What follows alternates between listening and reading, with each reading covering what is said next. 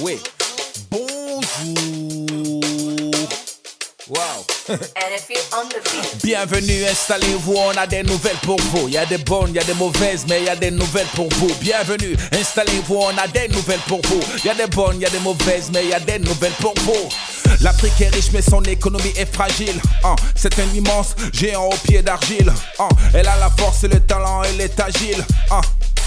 Il est temps pour elle d'agir. Invité par le MEDEF, Youssou a parlé en chef pour dire que l'Afrique symbolise la formidable jeunesse. Partenariat gagnant-gagnant, échange donnant-donnant. Faut que les termes de l'échange changent par rapport à avant. On est 54 pays et plus d'1 milliard d'habitants. Notre richesse, c'est notre jeunesse, c'est notre or et notre diamant. En bref, on est une Afrique plus positive.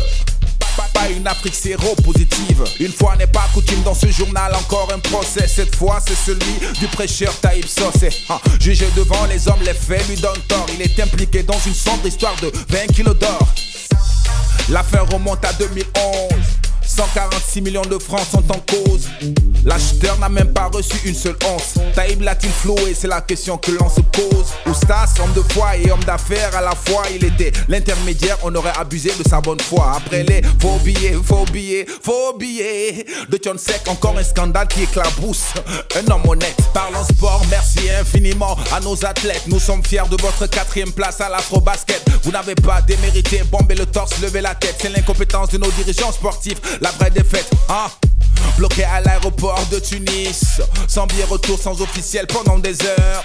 Dans le hall avec leurs sacs et leurs valises. Est-ce ainsi qu'on doit traiter nos ambassadeurs? Manque de considération, pas de prime, peu de préparation. Certains sportifs ont donc raison de vouloir changer de nation. On veut la bonne personne à la bonne place, que chacun joue son rôle. Un ministère des sports et non juste un ministère du football. Publicité. I go to yeah. That Falcon got you on the beat. Dang another day. Les femmes ont leurs petits secrets pour rendre les hommes fous. Les biscuits ou Didi Yankee, elles se font belles comme tout. Elles ont les Serunali, les Bin Bin, les Jajali, les Taïbas et les Mali. Surtout oh, avant tout oh. Il y a le Chouraï, hey. Il y a le Chouraï, Chouraï oh. Il y a le Chouraï, Gongo.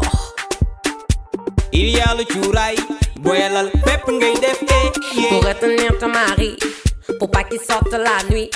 Y'a ce soukani, pour boire minuit. Viber et WhatsApp aussi. Il y a différents produits pour que ton homme soit séduit. Dîner samedi soir quand t'es seul avec lui. À Sandaga, marché syndicat, marché HLM, y'a des chouraïs là-bas. Ça vient de Jida, ça attire la joie. Y'en a même qui disent que ça attire l'argent. Hey, mais du Goé, un peu de Goé, original Goé, pour faire plaisir à Aladje. Les femmes ont leurs petits secrets pour rendre les hommes fous. Les biscuits ou Didi Yankee, elles se font belles comme tout. Elles ont les Serunali, les Bin Bin, les Jajali, les Taïbas et les Mali. Surtout oh, avant tout oh. Il y a le Chouraï, hey. Ne zappez surtout pas, le Wolof c'est dans un instant, l'information sans chichi. Le journal rappé, non ne partez surtout pas. Le Wolof c'est dans un moment, la vraie info c'est ici. Le journal rappé. Jage si leen déglu leen am nañ xibaar indi leen yi neex ya naqari waaye léppay jëm ci yéen. Jage si leen déglu leen am nañ xibaar indi leen yi neex ya naqari waaye léppay jëm ci yéen.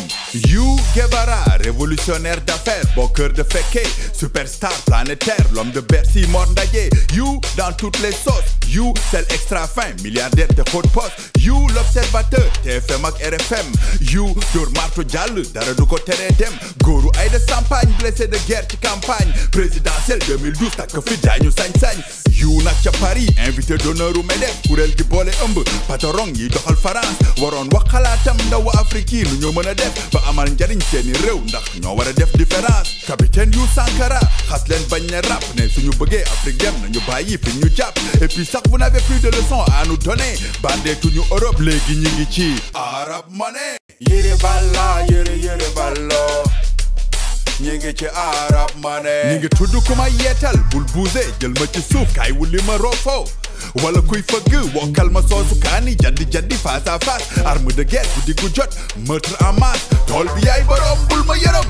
yóbbu ma sekkere guddi yu rax suuf sedd góor du wax ne mut armée jigéen ñi génn seeni ding ding cuuraay becco jaljale ki bin bin ñëpp nelaw ñu lay mbugal ba fajar ñu lay isaab gaynde yi doon xiiru giif mbote la ñu gisaat li xew ci nekki diggante sëru noo ceg ne Mali góor yi duñ ko nettali torture ka mëg ki Mali karwaas toor di la caw te kenn du la dimbali tey rek ngay dee soxna si dafa jonge yow la singali non jigéenu set jigéen mooy tulma jigéenu Sénégal caxu tey bi politique musique alxuraan lu mën a boole ñett yi ñu bokk benn waxtaan tontu bi yomb na du lenn lu dul kaso al oustaz Tayib Socé fekki Karim ak coon carré VIP bi rëbës yokku gën yaatu juróomi at lañ ko daan war ci tëdd ñetti ci yoon association malfaiteur njublang ci njaayum or lañ ko tuumaal 2011 kaawam soog a féete boor Arabi Zamane tàggat yaram faaw ñu wax lu ëpp nag doy sport dootul caaxaan Ronaldo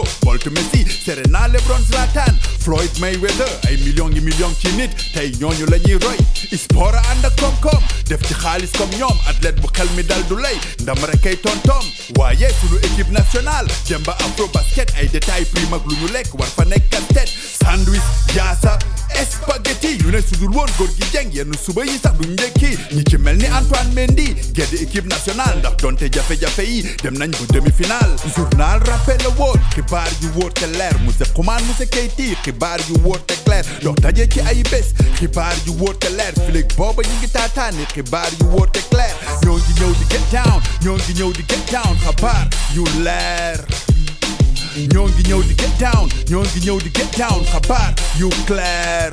Le virus prend le contrôle du cerveau. Il peut donner envie de voler des couvercles de cannibaux, dérober des câbles électriques, de monter des panneaux de signalisation routière pour fabriquer des fourneaux.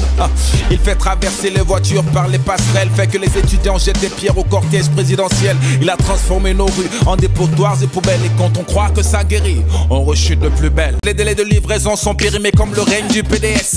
Sinon, la seule chose qui a décollé de cet aéroport, c'est son budget qui a déjà battu tous les records. Ablaye Wade wax ba wër ñu njambaan suukar ñu nañu sunu dërëm du ci dem askan wi daal ko déggal waaye boobu ba léegi quelque chose nous dérange saoudien yi saa ñu yeewoo indi yeneen dépense teg ci di ñu menacé travaux yi du ñu avancé ndax xam nañ ñi fi ñu toll nii mënatuñu sensé